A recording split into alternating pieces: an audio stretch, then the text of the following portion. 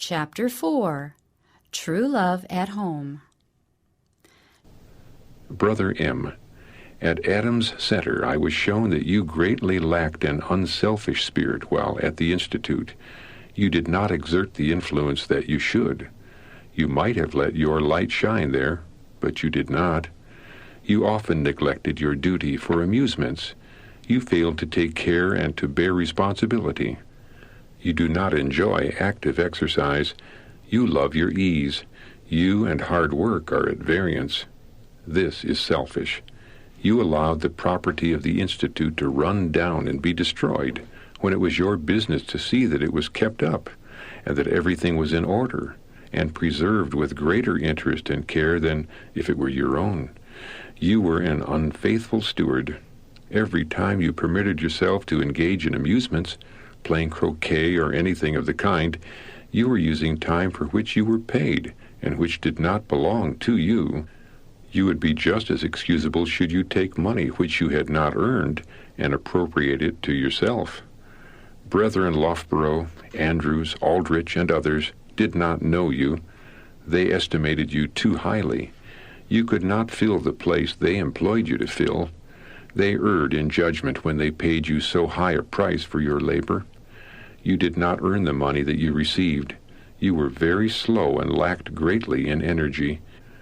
You were not enough interested and awake to see and do, and things were terribly neglected by you. My brother, you are far from God. You are in a state of backsliding. You do not possess noble moral courage. You yield to your own desires instead of denying self. In seeking after happiness, you have attended places of amusement which God does not approve, and in so doing have weakened your own soul. My brother, you have much to learn. You indulge your appetite by eating more food than your system can convert into good blood. It is sin to be intemperate in the quantity of food eaten, even if the quality is unobjectionable. Many feel that if they do not eat meat and the grosser articles of food, they may eat of simple food until they cannot well eat more. This is a mistake. Many professed health reformers are nothing less than gluttons. They lay upon the digestive organs so great a burden that the vitality of the system is exhausted in the effort to dispose of it. It also has a depressing influence upon the intellect, for the brain nerve power is called upon to assist the stomach in its work. Overeating, even of the simplest food, benumbs the sensitive nerves of the brain and weakens its vitality. Overeating has a worse effect upon the system than overworking. The energies of the soul are more effectually prostrated by intemperate eating than by intemperate working. The digestive organs should never be burdened with a quantity or quality of food which it will tax the system to appropriate. All that is taken into the stomach above what the system can use to convert it to good blood clogs the machinery, for it cannot be made into either flesh or blood, and its presence burdens the liver and produces a morbid condition of the system. The stomach is overworked in its efforts to dispose of it, and then there is a sense of languor, which is interpreted to mean hunger, and without allowing the digestive organs time to rest from their severe labor, to recruit their energies, another immoderate amount is taken into the stomach to set the weary machinery again in motion. The system receives less nourishment from too great a quantity of food, even of the right quality, than from a moderate quantity taken at regular periods. My brother, your brain is benumbed. A man who disposes of the quantity of food that you do should be a laboring man. Exercise is important to digestion and to a healthy condition of body and mind. You need physical exercise. You move and act as if you were wooden, as though you had no elasticity. Healthy, active exercise is what you need. This will invigorate the mind. Neither study nor violent exercise should be engaged in immediately after a full meal. This would be a violation of the laws of the system. Immediately after eating, there is a strong draft upon the nervous energy. The brain force is called into active exercise to assist the stomach. Therefore, when the mind or body is taxed heavily after eating, the process of digestion is hindered. The vitality of the system, which is needed to carry on the work in one direction, is called away and set to work in another. You need to exercise temperance in all things.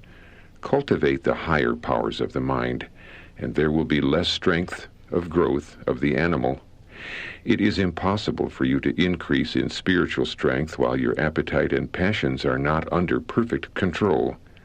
Says the inspired apostle, I keep under my body, and bring it into subjection, lest that by any means, when I have preached to others, I myself should be a castaway. My brother, arouse yourself, I pray you, and let the work of the Spirit of God reach deeper than the external. Let it reach down to the deep springs of every action. It is principle that is wanted, firm principle, and vigor of action in spiritual as well as temporal things. Your efforts lack earnestness. Oh, how many are low in the scale of spirituality because they will not deny their appetite. The brain nerve energy is benumbed and almost paralyzed by overeating. When such go to the house of God upon the Sabbath, they cannot hold their eyes open.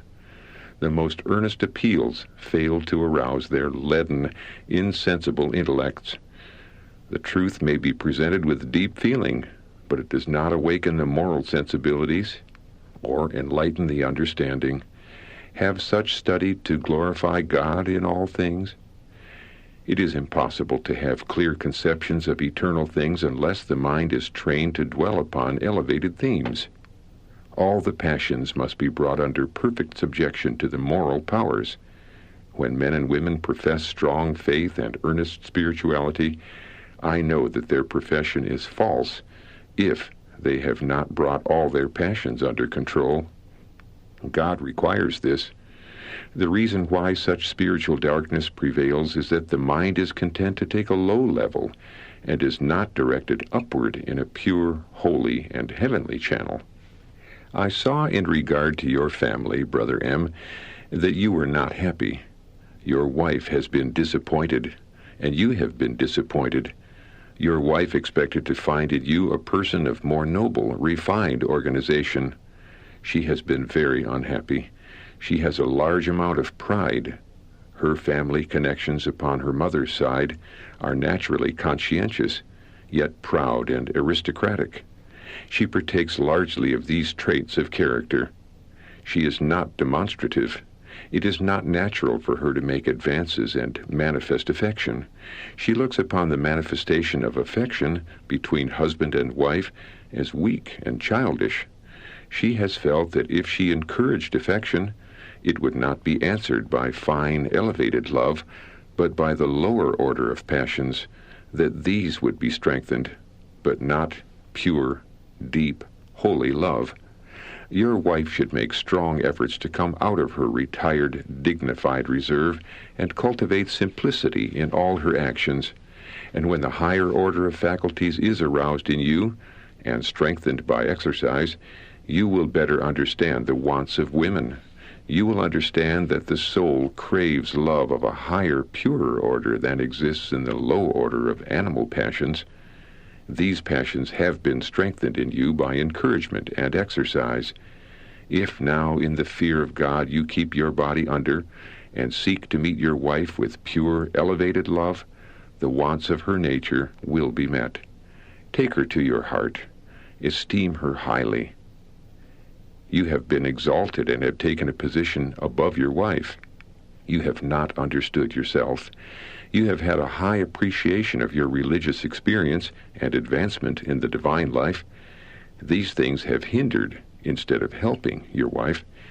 She feared for you, feared that you did not really understand yourself, and that you would go too fast. Your union has not been happy. You have been unsuited to each other. Your wife has a timid, fearful, shrinking nature. You have utterly failed to understand her. She hesitates and fears to move out because she is afraid of going too fast. She needs confidence in herself and should encourage independence. Brother M., you fail to encourage the confidence of your wife. You are lacking in courteousness and in constant, kindly regard for her. You sometimes manifest love, but it is a selfish love. It is not principle with you, reaching down deep and underlying all your actions. It is not an unselfish love, which prompts a continual forethought for her and a care to have her in your society, showing her that you prefer her company above all others. You have sought for your own amusement, leaving her at home lonely and often sad. You have pursued this course before moving to this place, and have continued to do so since, in a less degree, for want of opportunity or excuse. Your wife would scorn to let you know that she marked the deficiencies in you. She has a fear of you. Had you possessed genuine love, which such a nature as hers requires, you would have found an answering chord in her heart. You are too cold and stiff. You have at times manifested affection, but it has not awakened love in return, because you have not been courteous and attentive, and manifested a kind regard for your wife by consulting her happiness. You have too many times felt at liberty to saunter off in pursuit of your own pleasure, without consulting her pleasure or happiness at all. True, pure love is precious. It is heavenly in its influence. It is deep and abiding. It is not spasmodic in its manifestations. It is not a selfish passion. It bears fruit. It will lead to a constant effort to make your wife happy. If you have this love, it will come natural to make this effort. It will not appear to be forced. If you go out for a walk or to attend a meeting, it will be as natural as your breath to choose your wife to accompany you and to seek to make her happy in your society.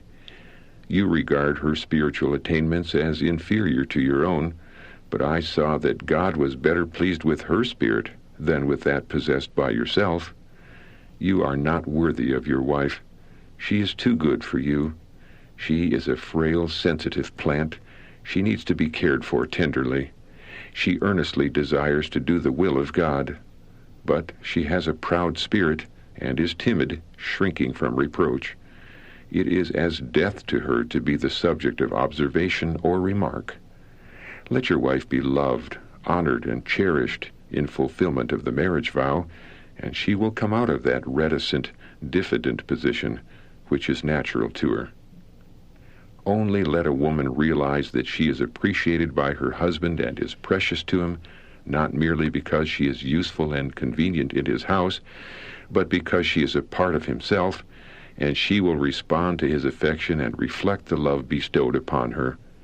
Let your wife be the object of your special and hearty attention. When you feel as God would have you, you will feel lost without the society of your wife. You think her faith not worth having, yet it will bring answers sooner than the faith which you possess. Brother M., you fail to understand the heart of a woman. You do not reason from cause to effect. You know that your wife is not so cheerful and happy as you wish to see her, but you do not investigate the cause. You do not analyze your deportment to see if the difficulty does not exist in yourself. Love your wife.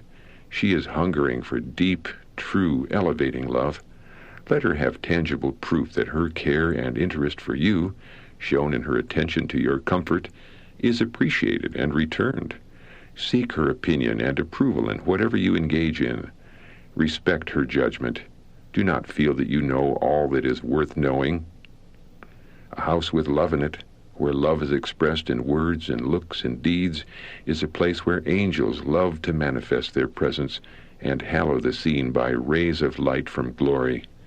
There the humble household duties have a charm in them. None of life's duties will be unpleasant to your wife under such circumstances. She will perform them with cheerfulness of spirit and will be like a sunbeam to all around her, and she will be making melody in her heart to the Lord. At present she feels that she has not your heart's affections.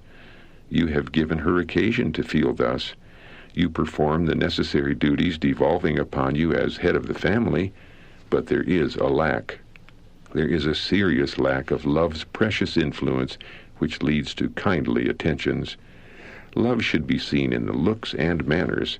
and heard in the tones of the voice. Your wife does not venture to open her heart to you, for as soon as she utters a sentiment differing from you, you repel it. You talk so strong that she has no courage to say another word. You are not one in heart. You take a position above her and maintain a bearing as though her judgment and opinion were of no account. You consider your spiritual attainments far in advance of hers. My brother, you do not know yourself. God looks at the heart, not at the words or profession. The externals do not weigh with God as with men. A humble heart and a contrite spirit God values. Our Savior is acquainted with the life conflicts of every soul.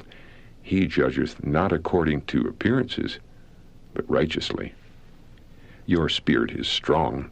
When you take a position, you do not weigh the matter well and consider what must be the effect of your maintaining your views and in an independent manner weaving them into your prayers and conversation, when you know that your wife does not hold the same views that you do. Instead of respecting the feelings of your wife and kindly avoiding, as a gentleman would, those subjects upon which you know you differ, you have been forward to dwell upon objectionable points and have manifested a persistency in expressing your views regardless of any around you. You have felt that others had no right to see matters differently from yourself. These fruits do not grow upon the Christian tree. In the case of Sister N, you did not view things in their true light. If she had been healed in answer to the prayers of yourself and others, it would have proved the ruin of more than 2 or 3 of you. A wise God had oversight of this matter. He could read the motives and purposes of the heart. Your wife has just as much right to her opinion as you have to yours. Her marriage relation does not destroy her identity. She has an individual responsibility. You will not feel clear till you take things out of her way and manifest toward her a more charitable, Christ-like spirit of forbearance, and regard others in the light in which you wish to be regarded. You have yet to learn to let nothing be done through strife or vainglory, but in lowliness of mind let each esteem other better than themselves. Be kindly affectioned one to another with brotherly love, in honor preferring one another, not slothful in business, fervent in spirit, serving the Lord.